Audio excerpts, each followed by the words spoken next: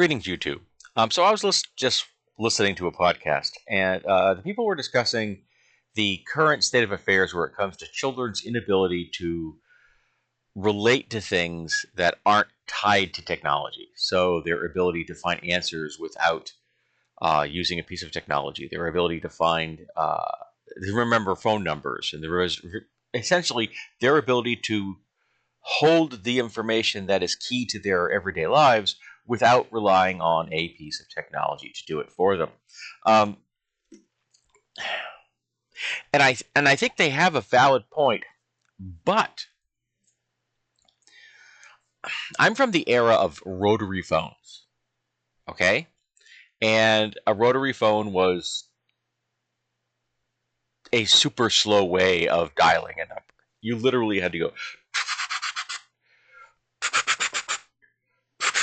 like every single time. And I can even remember when I was in like a younger teen, like 13, 14, 15, we only had 4-digit phone numbers.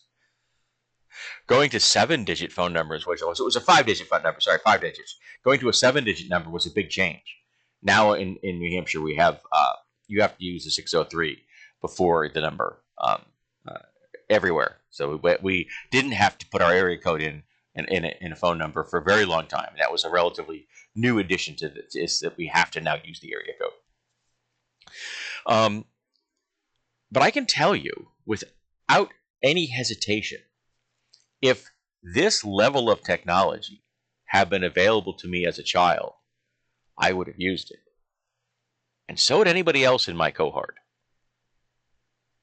Humans have always adopted the latest levels of technology, and in doing so, they have let certain other pieces of technology and skills fall by the wayside.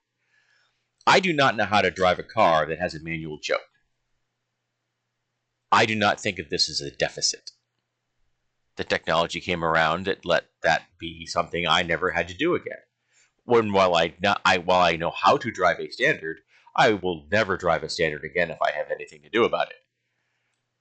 Again, I put driving a standard into the same category as a manual choke. I don't need it.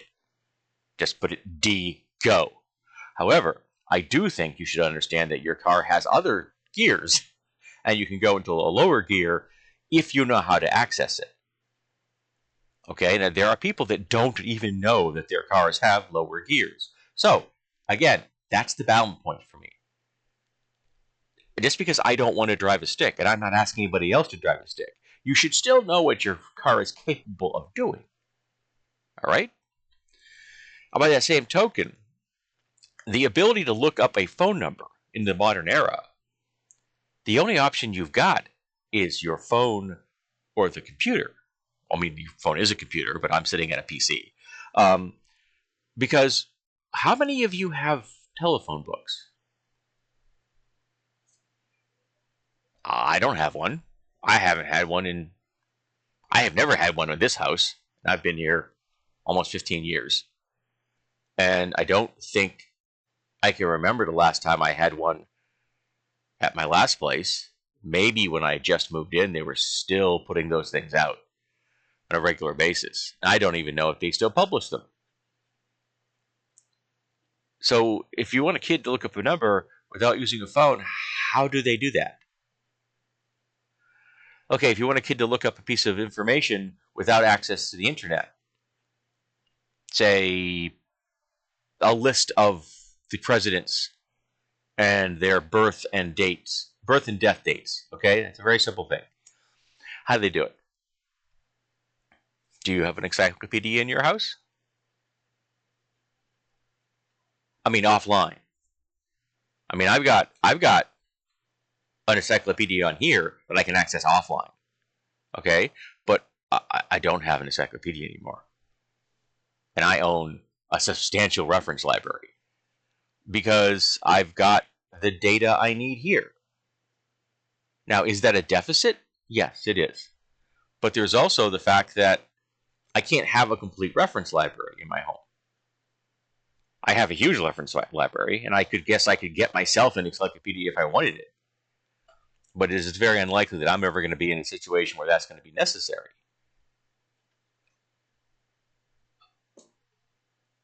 And again, as long as I have some form of power, and I've made sure that I will have some form of power, I can access that. Because that's a low-powered device that has the information on it I need, uses less power than my PC does, still lets me look up things on and offline. I literally have a snapshot of Wikipedia on my phone. So having access to that list is cool. But how many kids have that? How many kids have access to an energy supply that will function if the grid goes down? How many kids are living in places that don't have grids? How many kids are living in places where getting to the library might not be possible? Does their area still have a library? Are there hours open that kid can access and use that facility? Has their cities, consistently underfunded it because it's being run by the GOP, and the GOP despises knowledge? Because the GOP wants you to only know what the GOP tells you. They don't want you to know anything else. A library, which is an uncontrolled source of data, is a terrifying thought for the GOP. That's why they are going after so many books. They don't want people to know things that they find uncomfortable, like, say, the fact that the United States was a nation founded on slavery, genocide, and white supremacy. They don't want you to know that, but it's true. And that's not me throwing out a socialist bias. That's the data. The nation was founded by a purely white, oligarch structure where the white people would be at the top and everybody else would be at the bottom.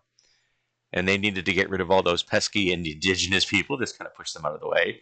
And they had already begun importing African people to do their manual labor. Those are facts. But how many of you have an encyclopedia that has an unbiased slant on that? Because encyclopedias are written by people, which have biased slants. Having access to the internet means you do have an opportunity to see more than one viewpoint. Unfortunately, it also means you have the opportunity to be radicalized into white nationalism, because a lot of people are being raised by folks that lament the world that they grew up with, where white people were in the position of power. And now that position is changing because the demographics are changing, because more and more people are standing up and saying, hey, we're here, we've always been here, we'd like you to be counted, we'd like a voice in our society. So they're living in a biased environment. And I can guarantee you, if they were required to have an encyclopedia set, they would have a biased encyclopedia set. So I'm not saying that kids shouldn't learn critical thinking, cognitive, constructive thinking, structured thinking. They should. But you also have to make sure they have access to things offline that they can rely on as being reasonable and trustworthy and accessible. How many kids do you know can access a library? Where do they live any place where that's possible? Now, I have 2 libraries in my city, but I haven't been to either of them in ages. I think I, in theory, have a membership to the library. I think it may be through my wife, but I haven't walked into the building or taken a book out in 30-something years. I buy most of my books, physical books, used, or off the secondary market, so I'm not paying full price for them, and I'm not benefiting the publishers that produce them. A lot of the stuff I read is digital now. PDFs. I like PDFs. It's my favorite file format.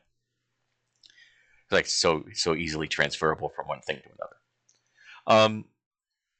So yeah, how many of you out there live in an environment where kids can have access to the things they need? And, just like the title of this video says, how many phone numbers can you remember? Right now, I'm 61 years old. I can remember 4. And of those 4, 2 of them are dead. I can remember my childhood phone number like it's part of my damn DNA. And I can remember my first phone number, again, almost as readily. But other than that, I can remember my number and my wife's number, because I use both of them regularly, because both of us have reward cards of some variety or another. And so I have to use those numbers to log into them. And I log into both of them equally enough that sometimes I forget which one I'm supposed to be using. And I'll start to log in the wrong one. Oh, why didn't that number go in? Oh, yeah, I used my wife's number instead of mine. But I can't remember any others because I don't live in the age of rotary phones anymore. I don't need to. I don't have to go through the hassle of flipping through a phone book looking for something, hoping I can find it, hoping I can remember how to spell it. Oh God, do I hate trying to learn how to spell things. I still can't do it. And I hated the old adage when you were a kid. Well, look it up. How do I look it up if I don't know how to spell it? That one always got to me. But we have this. And these are nigh ubiquitous across the planet now. There are places where they've completely skipped entire technological systems because these are so ubiquitous. And that's not necessarily a bad thing. We have, unfortunately, put the control of the data into other people's hands to a degree that is, I find, disturbing. I think more of our data, more of our infrastructure should be publicly owned. I feel internet access should be considered to be as important as water. And it should be at least as less expensive because it has less of a draw on our resources than water does. And I feel that there should be public data sources just like public libraries. One that are not under the effects of the whims of people that want to ban books. I remember I read a story not long ago where this kid got into a position of authority in his school, and a mother walked up and said, gave him a list and said, "Here, this is a list of books I want banned." He was a senior in high school, and he looked at the list and said, "Okay, tell you what," said, "I want you to read every one of these books. Give me a synopsis of why each one should be banned. As soon as you do that, I'll ban them." And he walked away. Guess what never happened? Because the parent didn't even know it was in those books. Didn't care.